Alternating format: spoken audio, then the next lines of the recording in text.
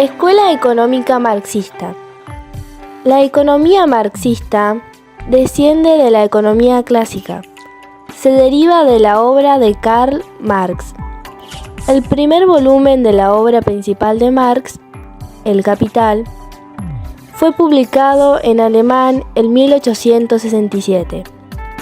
Marx se centró en la teoría del valor-trabajo, o lo que él consideraba explotación del trabajo por el capital. Marx consideró que el valor de una cosa o bien estaba decidida por el trabajo necesario para su producción o creación. Y bien, esto contrarresta con la comprensión moderna de que el valor de una cosa está determinado por lo que uno está dispuesto a pagar por ella. La obra principal de Marx sobre política económica fue Capital, crítica de la economía política, más conocida por su título en alemán, Das Kapital, una obra en 3 volúmenes, de las cuales solo se publicó el primer volumen en vida. Los otros fueron publicaciones por Friedrich Engels, a partir de las notas de Marx. Una de las obras de juventud de Marx, crítica de la economía política, se incorporó en su mayoría en Capital. Marx desarrolló una teoría del valor-trabajo, que sostiene que el valor de una mercancía es el tiempo de trabajo empleado en ella. En este modelo, los capitalistas no pagan a los trabajadores el valor total de las mercancías que producen, sino que compensan el trabajo por solo una fracción del día completo de trabajo. El resto, el excedente de mano de obra, se lo embolsa el capitalista. Marx teorizó que la diferencia entre el valor de lo que un trabajador produce y su salario es una forma de trabajo no remunerado, conocido como plusvalía, que se queda el capitalista. Considera así más justo repartir el rendimiento del trabajo entre todos los trabajadores en función de su esfuerzo y dedicación. Sus ideas introducidas junto a las de Friedrich Engels a mediados y finales del siglo XIX han influido en múltiples ideologías políticas y movimientos sociales a lo largo de la historia. La escuela económica marxista abarca una teoría económica, una teoría sociológica, un método filosófico y una visión revolucionaria del cambio social. Sus partidarios consideran las teorías económicas de Marx la base de un marco analítico viable y una alternativa a la economía neoclásica más convencional. Los partidarios de la economía marxista, sobre todo en el mundo académico, lo distinguen del marxismo como ideología y política y teoría sociológica, con el argumento de que el enfoque de Marx para entender la economía es intelectualmente independiente de su defensa del socialismo revolucionario o su apoyo a la revolución proletaria. En este video vamos a hablar de John Stuart Mill, como todos pueden saber, uno de los más importantes filósofos ingleses del siglo XIX. Su obra abarca diferentes ámbitos, desde el filosófico, político, económico, y también es un gran defensor de las libertades civiles y los derechos individuales. Entre ellos, por ejemplo, ha defendido el derecho al voto femenino casi un siglo antes que otros movimientos. Su obra es vasta y tenemos, por ejemplo, los principios de economía política, tenemos el sistema de la lógica, sobre la libertad o el utilitarismo. Desde el punto de vista lógico, es inductivista, es decir, cree que partiendo de los casos particulares se puede llegar a inferir las relaciones que hay entre ellos y llegar a una ley universal. Pero esta inferencia tiene que hacerse con determinados cánones o reglas, y él propone 4 reglas para diferenciar las relaciones que son meras casualidad de aquellas que son causales, y esto otorga al razonamiento inductivo un mínimo de fiabilidad.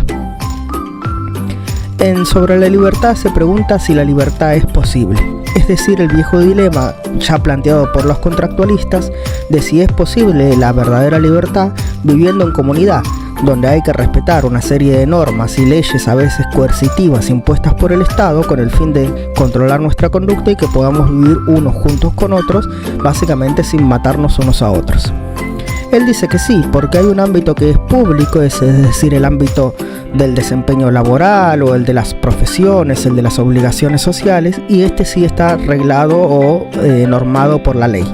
Y hay un ámbito más privado que es el de la libertad de conciencia, de expresión, de reunión, de uno elegir qué creer y desempeñarse en su vida privada. Bueno, ese es un ámbito que no debe ser tocado por el Estado y por lo tanto él se opone a la censura o al paternalismo de los estados, básicamente. Con respecto al utilitarismo, él cree que todas las personas buscan o tienen una tendencia hacia la felicidad o el bienestar. Y lo que es útil es lo que es bueno. Esta es la base del utilitarismo. El principio de utilidad defiende que es bueno aquello que genera un mayor beneficio o felicidad para el mayor número de personas posibles a su vez. Pero para Stuart Mill no todos los bienes son igualmente deseables, porque para el utilitarismo era lo mismo los bienes, por ejemplo, que te satisfacen, es decir, los bienes físicos, que los bienes morales o éticos. John Stuart Mill defiende que lo humano se define por ese deseo de progreso racional hacia la libertad y el desenvolvimiento de las posibilidades de cada uno. Por lo tanto, dice, es preferible ser un Sócrates insatisfecho que un cerdo satisfecho. Es decir, priman o es prioritario la ética, la igualdad, la libertad por sobre otras satisfacciones más vulgares, cotidianas o materiales. Hasta aquí nuestro brevísimo repaso por el pensamiento de John Stuart Mill.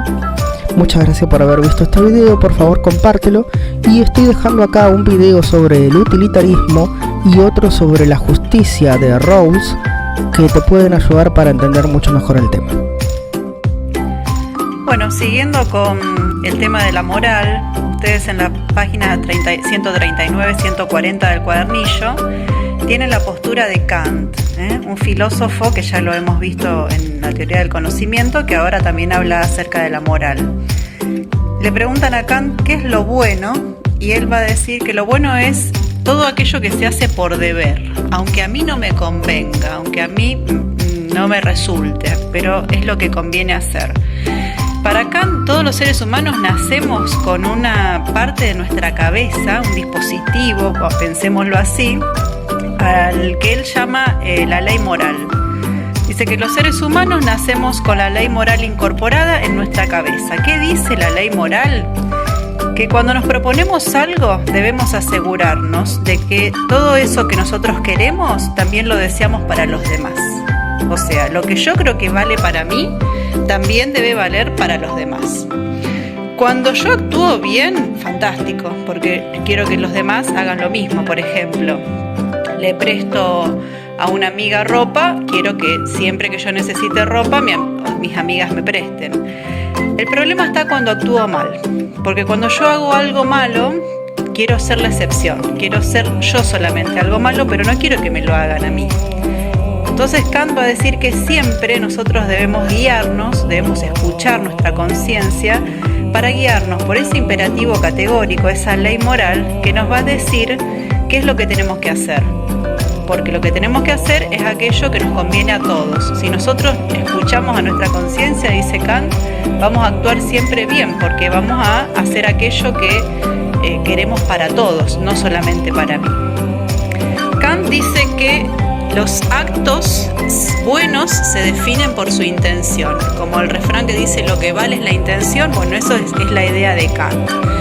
Así que para él podríamos decir que existen tres tipos de actos morales, ¿no? Dentro de lo que es la moral. Por un lado, los actos malos, que van en contra de todo bien, digamos, mentir, robar, matar, de todo lo que sea comúnmente, digamos, malo. Pero la novedad de Kant es que él va a distinguir los actos buenos de aquellos correctos pero no buenos.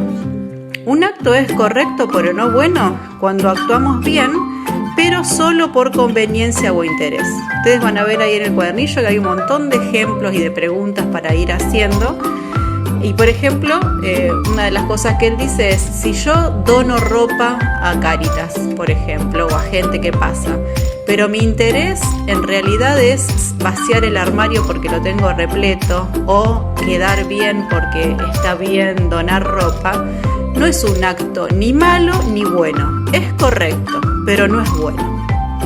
En realidad, un acto bueno es aquel en el que yo actúo porque estoy convencido de que lo tengo que hacer, más allá de que me convenga o no. Por ejemplo, cuando me preguntan algo que yo no quiero decir porque no me conviene, pero lo termino diciendo porque es lo que corresponde hacer. Por último, para Kant, el ser humano es un fin en sí mismo. ¿Esto qué quiere decir? Que no se puede tomar al hombre como un medio para lograr las cosas que yo quiero. Lo traducimos en algo más cercano a nosotros, por ejemplo. Yo le paso la tarea de filosofía a mi amiga para que después ella me invite a la pileta en el verano. Entonces estoy usando a mi amiga como un medio para lograr el fin que yo quiero, que es ir a la pileta. Hacemos una transacción. Entonces yo voy a conseguir algo, utilizo al otro como un fin, como un medio, cuando en realidad cada persona vale por lo que es, no por lo que me puede brindar a mí. Como ven, la moral de Kant es bastante difícil de lograr, ¿no? Porque él aspira a una especie de ideal con respecto a lo que es la moral. Pero está bueno pensar un poquito esto que yo les decía la otra vez en los grupos. ¿Qué nos mueve a actuar? ¿Por qué actuamos como actuamos? Cuando somos buenos ¿por qué? El ser humano es un ser social.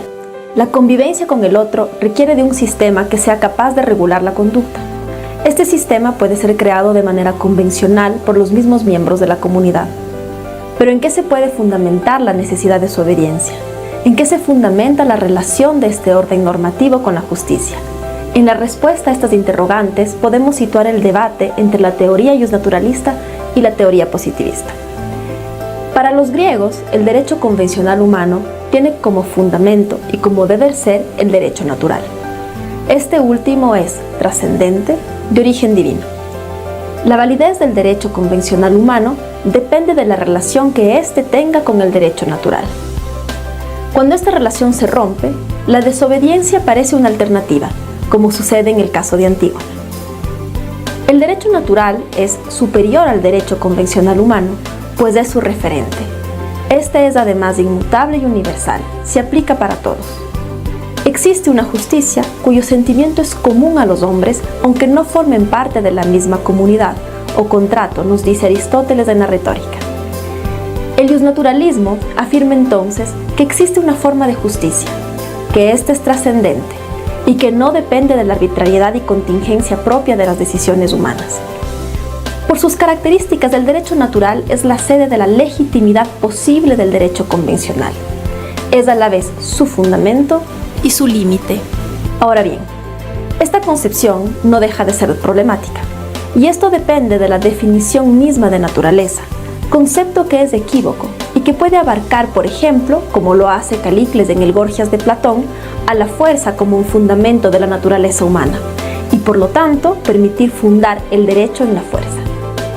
Otra dificultad reside en el paso que se operaría desde la dimensión descriptiva de lo que es, establecida en el derecho normativo, hacia lo que debe ser, propia del derecho positivo. En este traspaso existe, como lo afirma Hume, necesariamente un error de orden lógico. Esta deducción del deber ser a partir del ser será también denunciada por Kelsen, principal representante del positivismo. Un último problema es que el justnaturalismo es proclive a crear una confusión entre el derecho y la moral, que pese a ser ambos órdenes normativos, es importante reconocer sus diferencias. Ante estas problemáticas que surgen del derecho natural, es que se posiciona el positivismo que estudiaremos en esta unidad.